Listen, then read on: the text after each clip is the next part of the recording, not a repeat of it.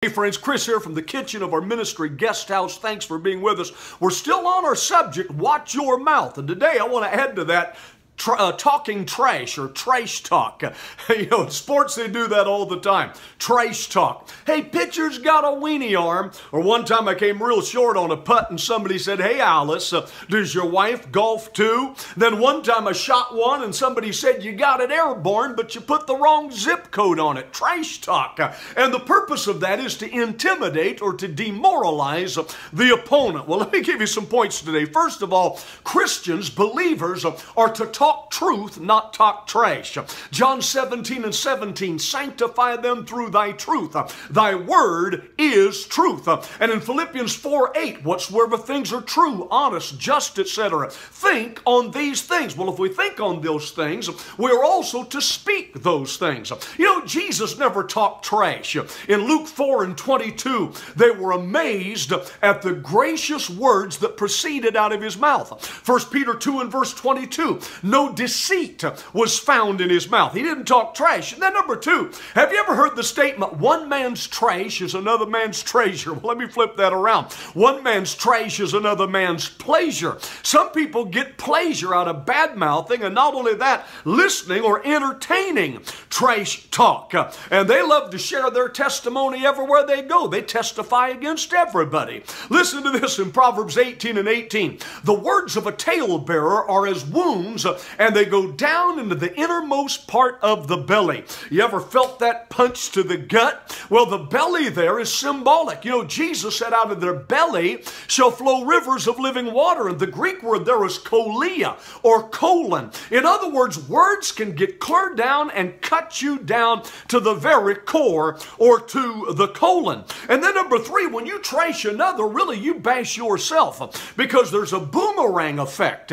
And you can't act like a skunk without somebody else catching wind of it. Watch this. In Psalm 52 and verse 5, thou lovest all devouring words, O thou deceitful tongue. Listen, God shall likewise destroy thee forever. He shall pluck thee out of thy dwelling place. So the dwelling place of the tongue is in the mouth. Is that verse saying if you talk trash that God's going to cut your tongue out? Well, you better watch your mouth. That's what we're talking about this week. Number four, you watch your mouth by watching what moves you. What is it that moves you to say what you say? For instance, David in Psalm 116 verse 11 said, I said in my haste, all men are liars. Well, David didn't believe all men are liars, but he was moved by haste. In Psalm 30 and verse 6, in my prosperity, I said, I shall not be moved. Well, that's arrogance and pride, but he said it in prosperity. Watch what moves you. Acts 13 and verse 45, it says, when the Jews saw the crowds that Paul was getting, they got jealous. It says they were filled with envy and spoke against those things which were spoken by Paul, contradicting and blaspheming. The bigger the crowds, the bigger their mouths got, and the bigger their accusation got. So you need to watch what moves you to say what you say. Number five, trash normally goes to the trash pile. It goes to the landfill. It's not supposed to go to the break room or to the op-ed page of the newspaper.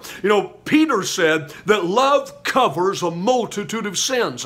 And Proverbs 17 and 9, listen to this. He who covers a transgression seeks love. He's moved by love. But he who repeats a matter separates the best of friends. So you need to make sure that you don't talk trash, because trash is supposed to go to the landfill. It's not supposed to go out on the streets. And then number six, let me close with this. The worst kind of trashing you can do is when you trash yourself. I've told you that your self-talk is very important. D. Martin Lloyd-Jones made this statement. The most of your unhappiness in life is due to the fact that you are listening to yourself instead of talking to yourself. You start bad-mouthing your own self, that's when you really get defeated. Instead, you should be speaking truth, speaking victory, speaking positive, speaking God's word over your life, and everything will begin to change. Kris here. Hope you're enjoying this series. Like if you like, share with a friend, and if this series has meant much to you, I'd love for a comment. God bless you. Have a great day. We'll see you tomorrow with more on Through the Prism of Chrism.